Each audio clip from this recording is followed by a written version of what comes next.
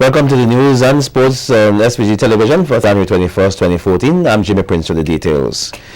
Austerity may balance the books, but will certainly unbalance St. Vincent and the Grenadines. That's the statement made by Prime Minister Dr. Al Gonzalez while delivering his 13th consecutive budgetary address as Prime Minister and Minister of Finance yesterday. Prime Minister Gonzalez, contrary to what has been touted by some locally, regionally, and even internationally about the applicability of austerity measures, austerity holds absolutely no resonance in an economy like St. Vincent and the Grenadines. Accordingly, fiscal prudence, reasonable enterprising risks, and manageable public debts are an admixture worth pursuing to engender economic growth, create wealth and jobs, and strengthen the social safety net.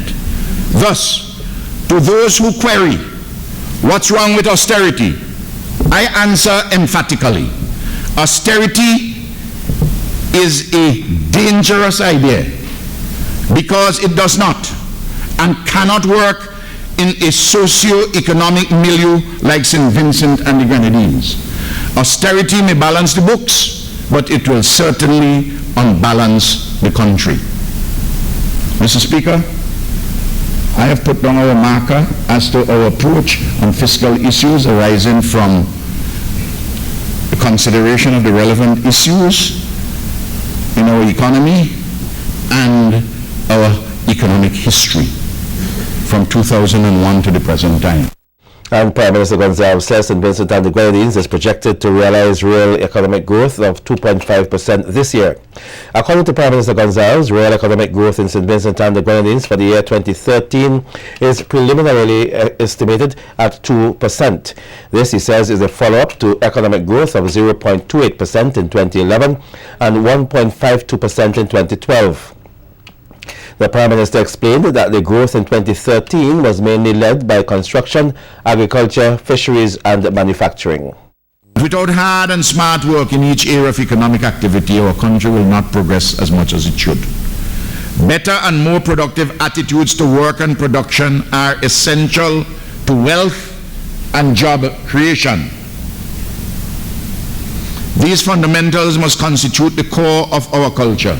I have outlined the broad parameters for the year 2014 on matters relating to education, health, the environment, social development, and other social sectors.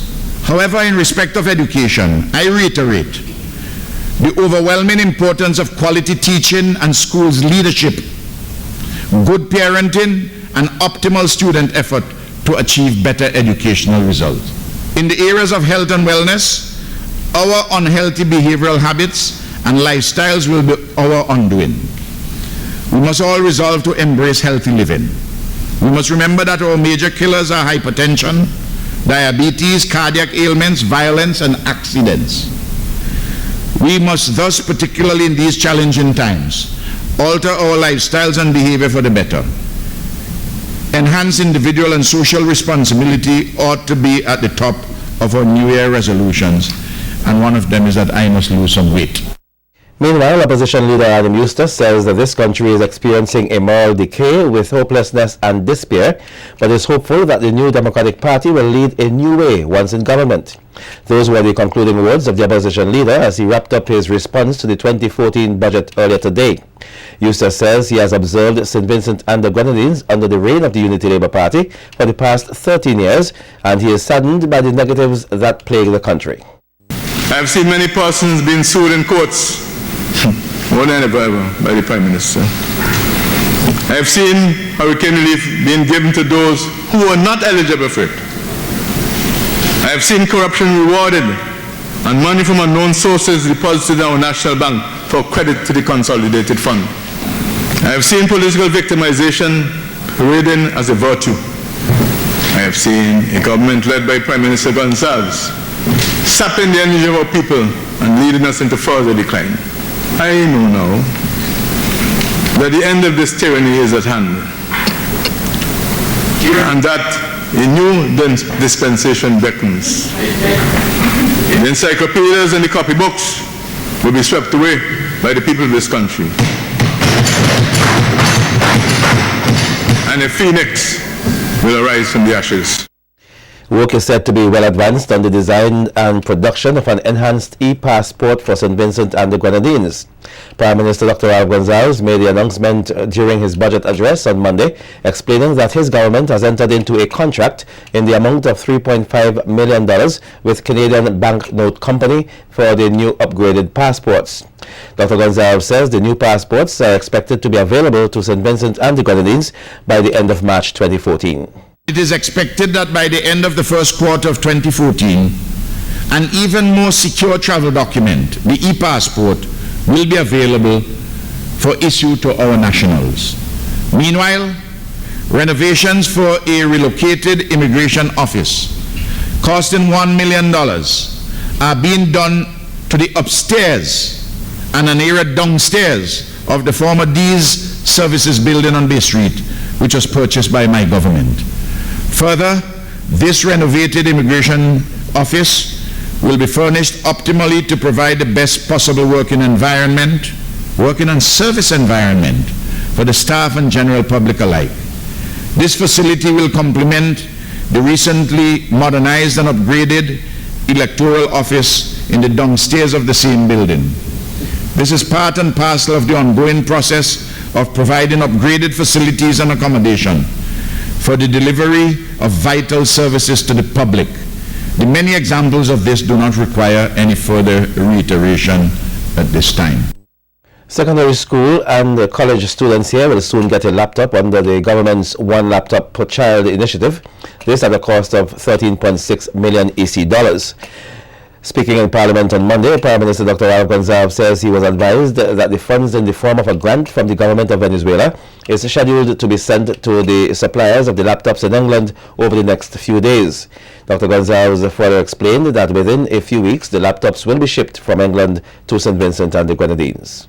Just imagine, Mr. Speaker, in the midst of our recovery, every secondary school child and in the post-secondary institutions would get an Acer laptop in a bag with Microsoft software indefinite in the life of that laptop. Meanwhile, in other news coming out of Parliament today, for yet another year, members of the opposition New Democratic Party were not present for the budget wrap-up by Prime Minister and Minister of Finance Dr. Ralph Gonsalves. At this morning's session, Opposition Leader Adam Eustace responded to the 2014 budget, which has already been indicated to be an interim one, given the adjustments to be made over the weeks and months ahead as the country continues the reconstruction process from the devastation caused by the December 2013 floods. After the opposition leader's presentation, the Speaker of the House called for further debate on the budget, and with an indication that there would be no further debate from both sides, members of the opposition rose from their seats and walked out just before the Prime Minister stood up to wrap the budget debate up. Over the past few years, the opposition has never stayed in Parliament for the budget wrap-up. The government and opposition MPs are expected to return to Parliament within the next 6 weeks for the supplementary estimates. More stories on the local scene when we come back. Stay with us.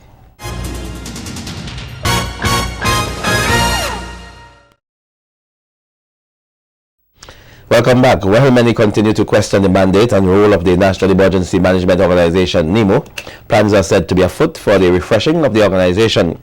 Delivering his throne speech at the commencement of the 2014 budget debate, Governor General Sir Frederick Ballantyne says at a time when adverse weather effects impacting this country appear to be increasing in frequency and severity, attention will be placed on the reviewing and refreshing of the mandate of NEMO.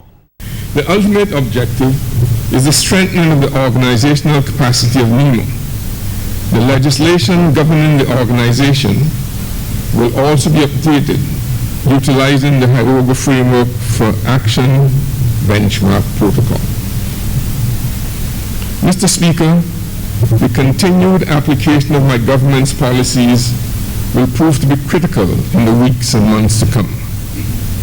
We are reminded that disasters such as those experienced in recent times not only impact physical infrastructure, but carry the more insidious risk of compromising efforts to obliterate abject poverty by slowing or stalling the momentum towards an expanded middle class, in the process erasing socio-economic gains achieved through individual and collective efforts.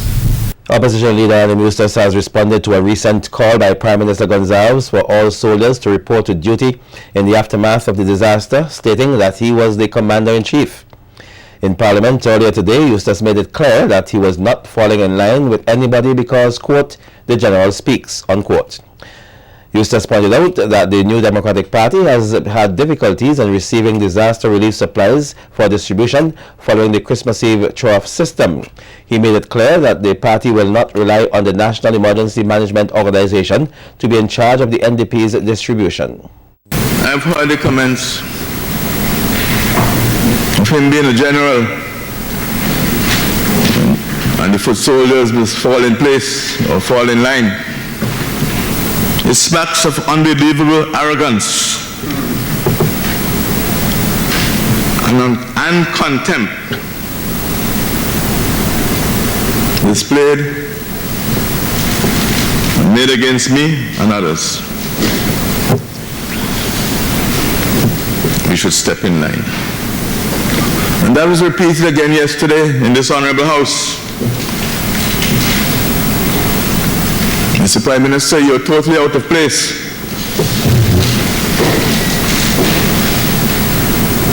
It reminds me of your contemptuous George Bush remarks when you used racial slurs in reference to me. And days after Prime Minister Dr. Al Gonzalez defended his administration against allegations that the disaster relief supplies are being politicized, Opposition leader Adam Eustace says he rejects the Prime Minister's statements as the truth, claiming that there have been discrimination to members of the New Democratic Party whenever a disaster hits this country. I want the Prime Minister to tell that to Norman Anton and the BC Port of Redemption Shops, whose house was damaged since 2010. Tell Eva John, Gurley Hill in Rockies, tell Anita Blucher of Langley Park, tell Patricia Raymond of Redemption Shops, tell them that you don't discriminate. I therefore reject the comments made yesterday that there is no discrimination. For his part, Prime Minister Gonzalez pointed out that when his government came to office, disaster preparedness was not on the radar screen. He said the opposition did not respond to that statement, rather continues to repeat the falsehood that there is political discrimination in the distribution of the relief supplies. When materials are to be distributed and food, how do they think this is done? It's not done by a ULP party machinery. We gather the resources, other people send resources, and they are distributed in the machinery which NEMO has. They work with the Red Cross. They work with the NGO and community organization and community activists and the 40-odd district disaster management committees. Mr. Speaker, some of those committees are very well organized because of the nature of the leadership, and some not as well organized. You take outstanding persons like Dora James down in Chateaubriand, who's involved in one. You take people like Ann Jones, and you can call the names. Mr. Speaker, the opposition, when they're saying that they consider that I am out of place when I say they should report for duty. On the very night of the incident, I can say this: a leader of a political party, Anisha Batiste, reported for duty to NEMO. And she has been working with NEMO since the disaster, she and her organization. What is wrong about that? In other news, 2014 and beyond will see the police force looking at strategic plans to keep the crime rate at bay. Newly appointed Commissioner of Police Michael Charles says the police will be looking at areas throughout St. Vincent and the Grenadines where certain crimes are being committed and make the necessary plans to address them. Areas, so like the Belmont Gumi area, there's a lot of burglaries and so on. We will be focusing on these areas, see how we can come up with strategies, then come back and put them out in the public to fight these type of crime. If in another area, let's say that there are certain other crimes, we will be pooling our resources together, come up with a strategic plan, then put it back into the community where we should have some success. Commissioner Charles says as part of the crime-fighting measures, the force will be conducting more patrols as well as increasing the educational drive in communities across the country. Education is key. And as stated in an earlier interview, the sexual offensive unit, in principle, it's up and running, but it's not really a unit as yet. But the makings of the unit is there. So that unit will be focusing on the sexual offenses. Meantime, the police commissioner says he'll be working closely with the various stakeholders to move the St. Vincent and the Grenadines police force forward. Meeting with the other stakeholders, the citizens, and we planned, this is the only way we can move forward, is working in one with the citizens of St. Vincent and Grenadines. The mothers of 5 babies born on New Year's Day were this morning honored with baby items by Courier's Pharmacy City Store and the Food Express.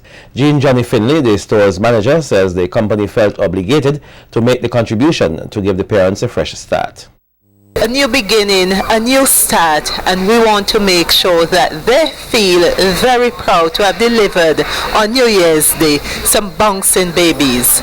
We had 3 males and 2 females born on that day, and we want to show our appreciation to them for having been here shopping and getting themselves organized for the delivery of that special occasion.